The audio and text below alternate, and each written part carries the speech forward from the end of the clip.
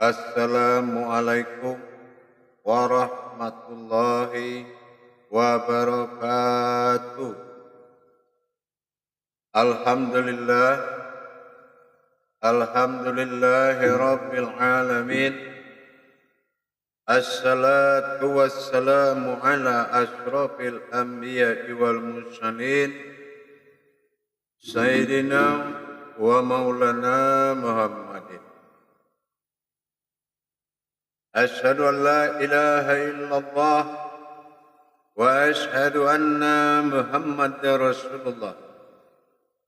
Allahumma salli ala Sayyidina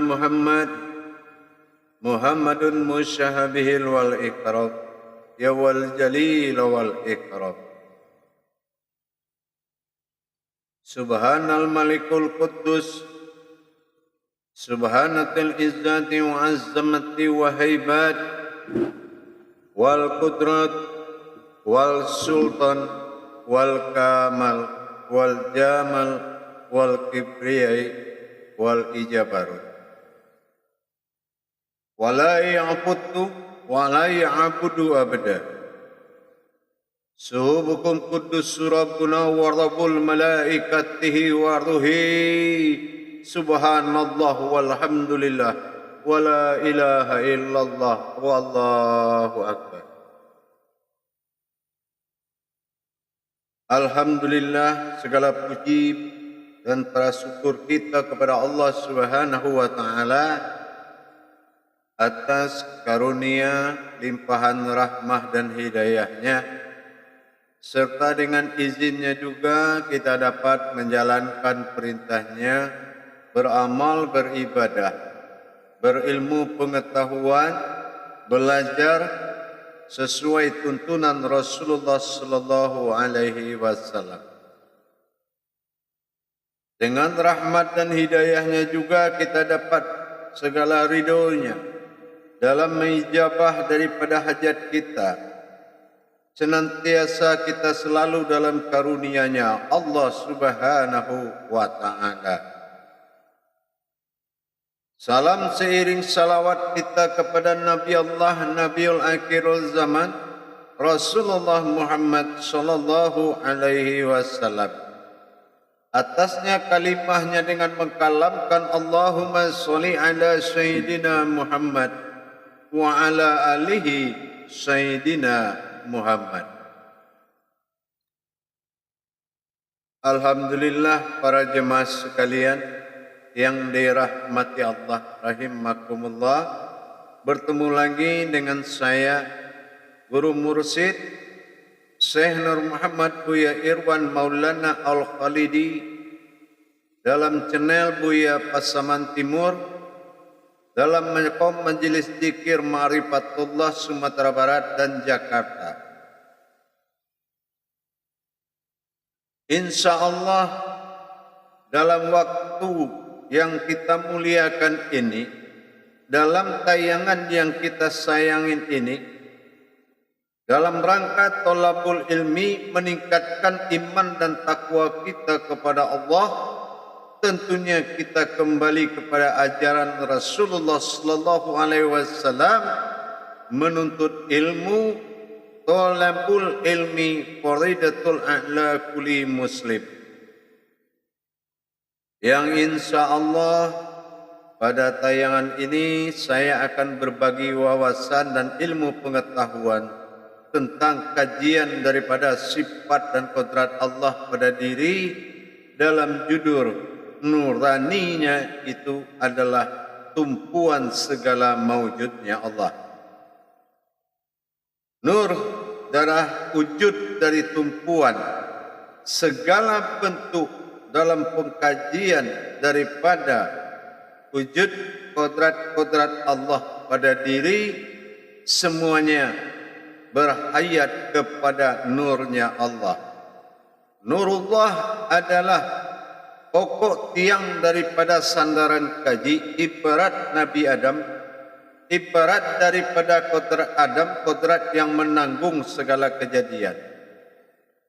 Tapi dalam hal sandaran diri dan kodrat, mulai pada tingkat sukun sir batin wujud zat dan nur merupakan adalah satu kesatuan yang dilimpahkan kepada maujudullah, yaitu Adam alaihissalam, dalam bentuk kajian kodrat sesuai dalam makom syariat sampai makrifat, dalam tajalli makom tasawuf tauhid.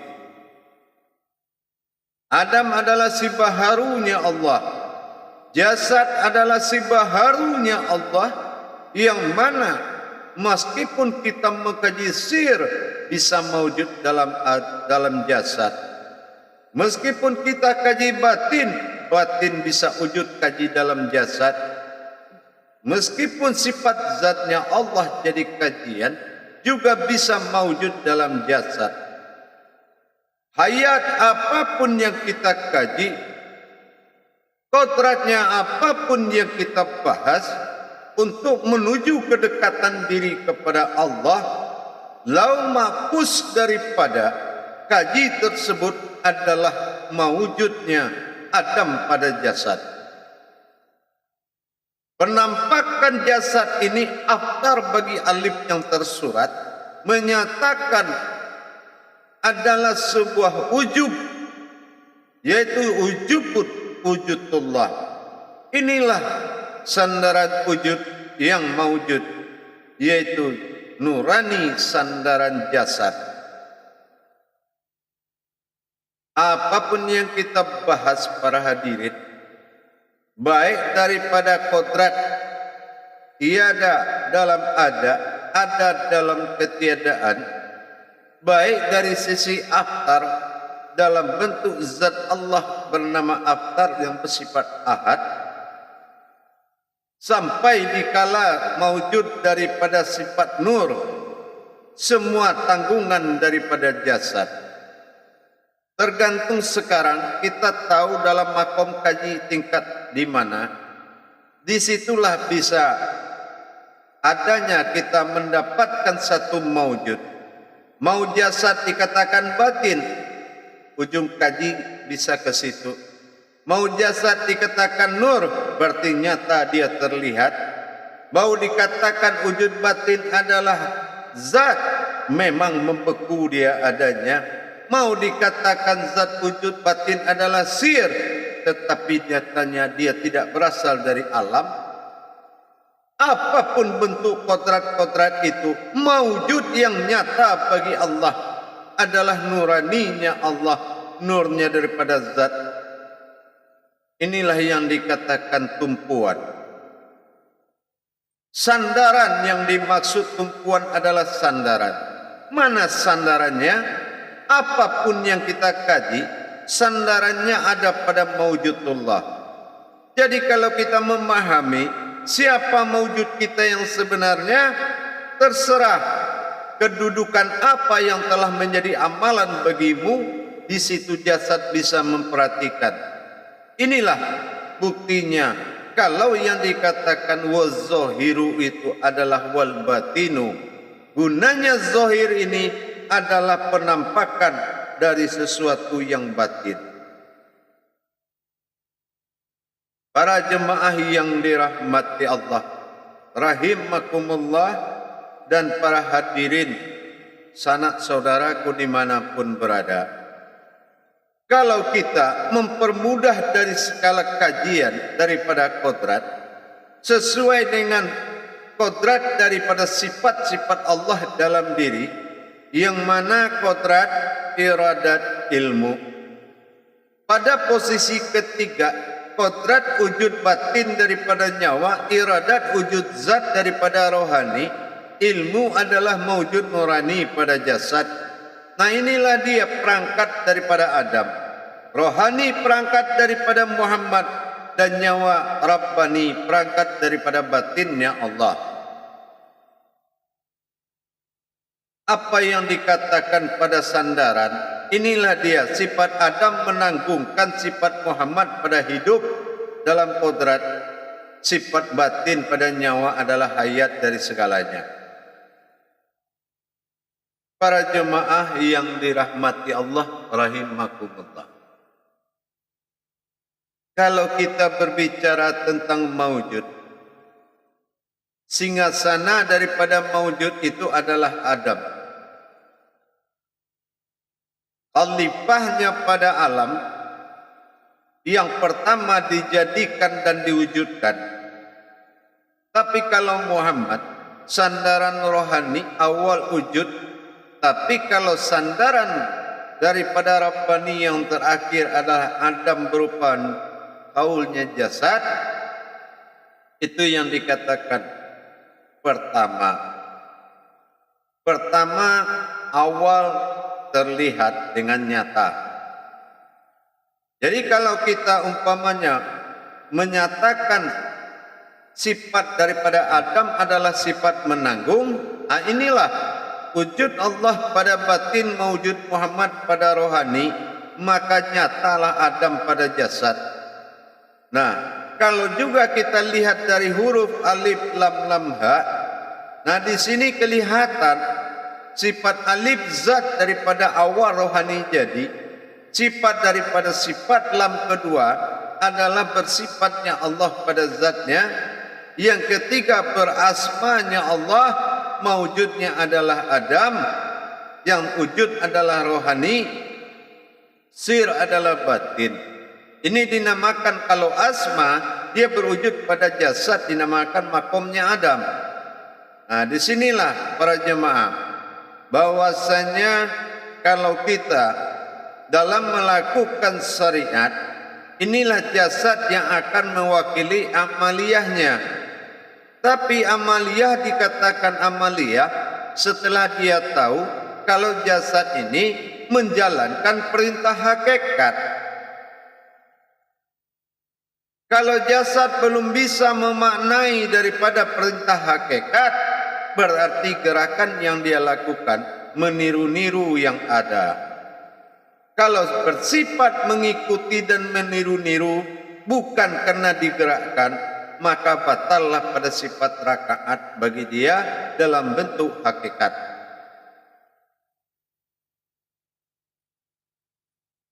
Para jemaah yang dimuliakan Allah, hadirin pemirsa pelanggan YouTube Buya Pasaman Timur yang dirahmati Allah. Jadi kalau kita memisah-misahkan amaliyah dengan ibadah, itu artinya dalam rangka bersifat ketuhanan. Tapi kalau bersifat kodrat, tidak bisa kita pisahkan. Karena apa? Si baharu ini adalah yang dikatakan, inilah an-nazir yang merasakan kalau kita beribadah memohon kehadiran Allah, pasti dia mencari an-nazir dari itu, yaitu adalah kodrat daripada sifat zahirnya Allah yang dikatakan sifat nyata pada Adam. Inilah daripada nurani, gabungan daripada kodrat panafilah yang diurai satu persatu. Di dalam hal ini, wujud dari batin yang mewujud pada zat tadi, terjadilah aras-aras yang ada di dalam. Nurani dalam tingkat sirha, rohani dalam tingkat sirhi, dan Rabbani batin dalam tingkat sirhu. Ini adalah rahasia-rahasia yang sengaja didirikan sebagai pokok kodrat yang mewujud. Pokok kodrat yang mewujud mewakili wujudnya Allah dalam rahasia diri. Jadi kalau kita melihat jasad ini, inilah Allah Rabbi khulu anala mir Rabbi, bahwasan di sinilah kita melimpahkan segala kerinduan kita kepada Allah. Di sinilah kesempurnaan dari kajian diri yang bernama sifat nur bagi Allah, hayat Allah bagi diri kita. Sehingga jasad ini adalah suatu kesempurnaan dalam belajar, baik dalam sisi wajhatu wajhiyya lillazi fatras samawati, berupa-rupanya Allah dalam Adam. Adam adalah berupa-rupanya Allah. Muhammad berkodrat dalam bentuk jasadnya Adam. sementara nyawa bertajalli dalam bentuk batinnya Allah. Disinilah adanya kelengkapan dan kesempurnaan kita di dalam mengkaji kodrat kepada Allah. Adam adalah suatu makna yang sangat tinggi, alif dal mim, yang mengatakan perjalanan rahasia Allah pada Muhammad. Jadi perjalanan rahasia Allah dalam makomnya Adam ini adalah tajalli ruhnya Allah dalam Muhammad, dan Muhammad adalah maujud dari ada sifat atau Allah, sementara Allah adalah asmanya dari ilah bernama Tuhan bersifat tunggal. Akhirnya kita menemui kodrat Adam ini sebagai kodrat daripada maujud akhir dalam rangka wa fi anfusikum afala tubsirun, mencari sesuatu dalam diri, tapi dalam diri inilah yang akan mendapatkan wujud yang sebenarnya. Dimulai daripada jasad mencari ruh, ruh mencari nur, nur mencari zat, zat mencari sir. Nah, kalau kita sudah tahu para jemaah bahwasannya asal muasal daripada wujud yang 5 ini adalah asal muasal makom zatnya Allah, yang mana nurani itu adalah mewujudkan ruh menjadi pegangan jasad. Sifat jasad mencari ruh, sifat ruh mencari nur. Nah, disinilah yang dikatakan batasan Allah, yaitu nurnya. Karena dari nur itulah wujudnya ruh yang disebut ruhul azoma. Nur inilah penyebab kejadian adanya ruh. Kalau nur itu tidak ada, tidak akan pernah ruh ini muncul. Di sinilah terbentang 9 ruh dalam diri, dalam 9 martabat syahadat. Inilah yang membuat kita menilai seorang khalifahnya Allah. Jadi kalau dalam kajian yang sudah kemarin kita pernah tayangkan, bahwasanya 3 perkara itu menjadi panafillah, setelah kita tahu itu adalah himpunan batin. Jasad menyimpan Muhammad, Muhammad menyimpan wujud, menyimpan wujudnya batin, batin menyimpan wujudnya sir, sir menyimpan wujudnya ilah. Jadi semuanya dalam rangka tajalli batin. Adam juga begitu. Dia adalah menyimpan daripada nurani, nurani menyimpan daripada rohani. Tapi dalam rangka batiniah, mawujudullah itu menjadi tertinggi adalah Ta'ala. Kalau dikatakan Ta'ala, mawujudnya adalah sifat yang di atas dari segalanya. Inilah arasnya Allah, bersifat Tuhannya jasad kepada Allah. Inilah makom Ta'ala.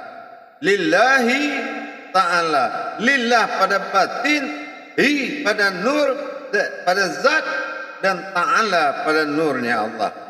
Inilah lillahi ta'ala, semata-mata kena Allah dari zahir dan batin.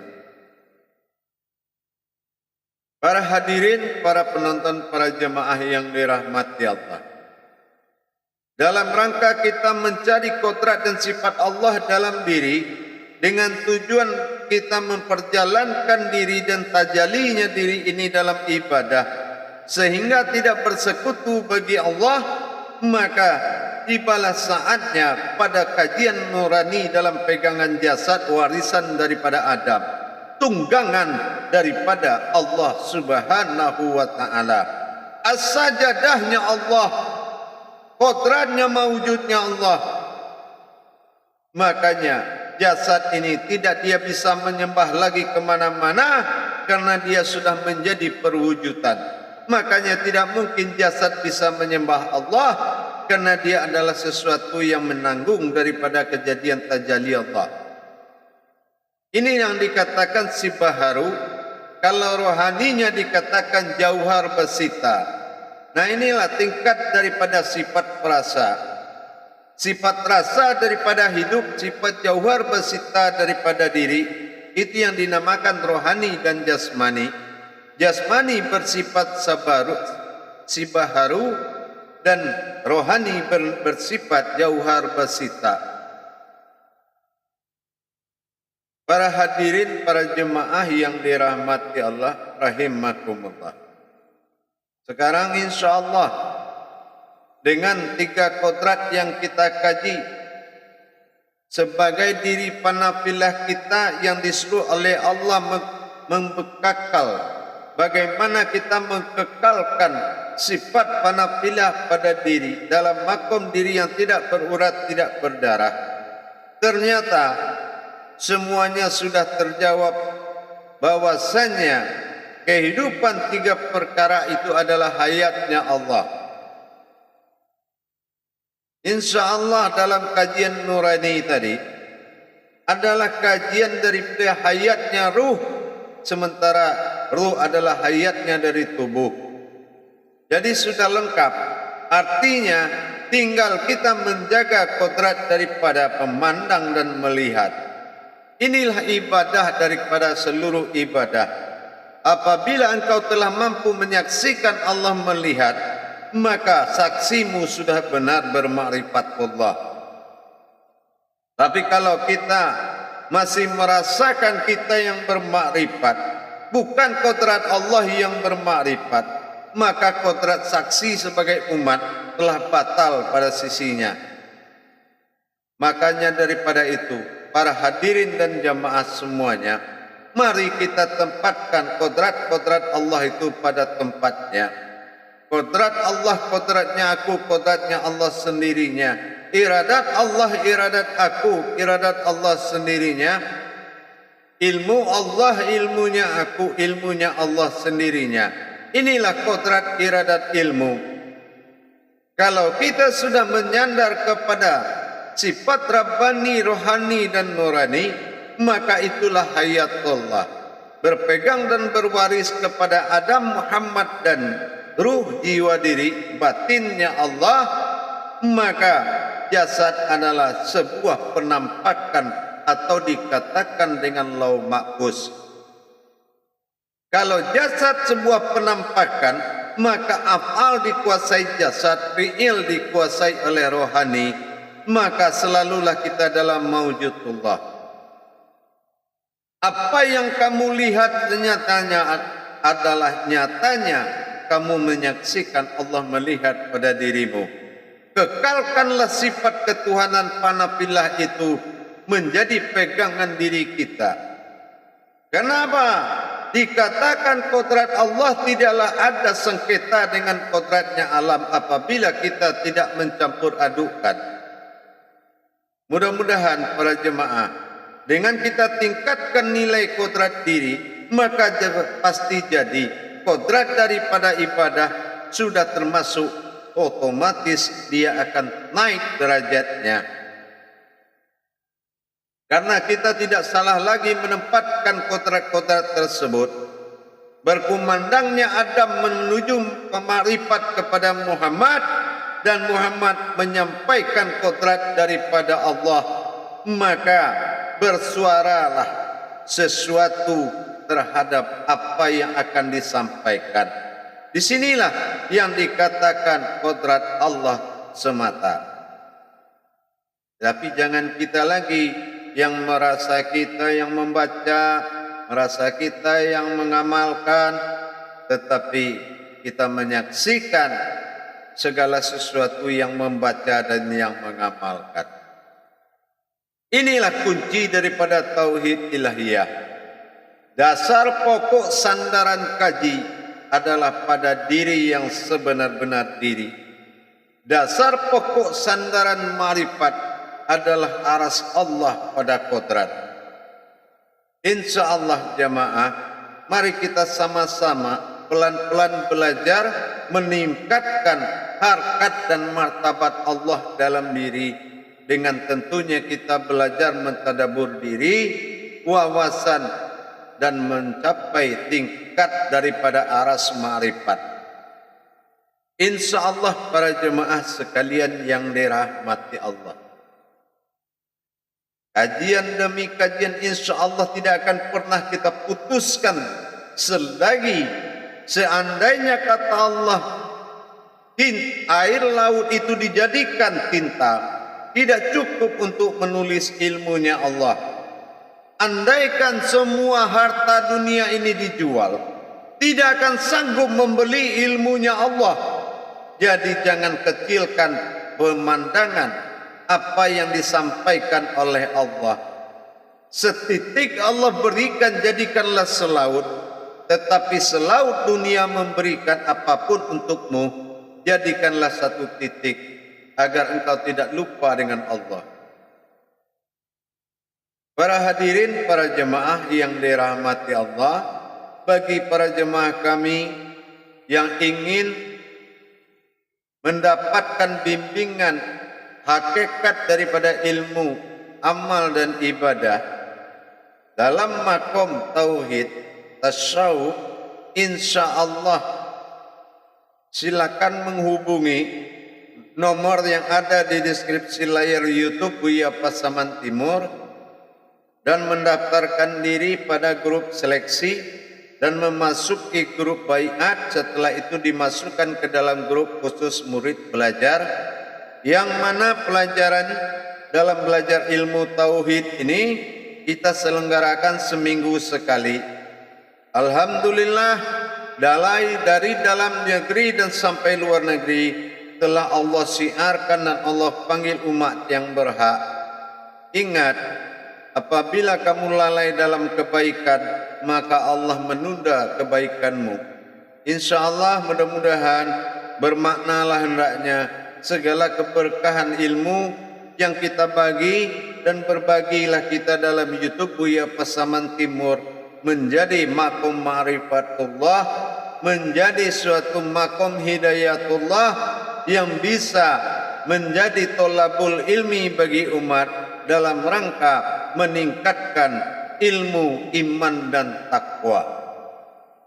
Silakan menghubungi nomor yang ada pada YouTube kami Buya Pasaman Timur, akan kami layani dalam rangka belajar mempelajari ilmu amal ibadah. InsyaAllah kita fasilitasi dengan segala kemampuan kami dalam rangka menyelamatkan agama, dalam rangka menuju kodrat yang amanah dan aman. InsyaAllah para jemaah, pastikan zikirmu mengingat Allah dan dekatkan dirimu dengan Allah melalui mencari diri dengan diri. Kalau bertemu bukanlah diri, melainkan sesuatu yang berdiri. InsyaAllah hindarkan sesuatu yang mempersekutukan Allah dari segala kebendaan, kembang kemenyan dan keris segala macam. Kenapa? Karena Tuhan itu adalah syahadah langsung kepada yang satu. Syahadat, syahadah, ahadah. Assalamualaikum warahmatullahi wabarakatuh.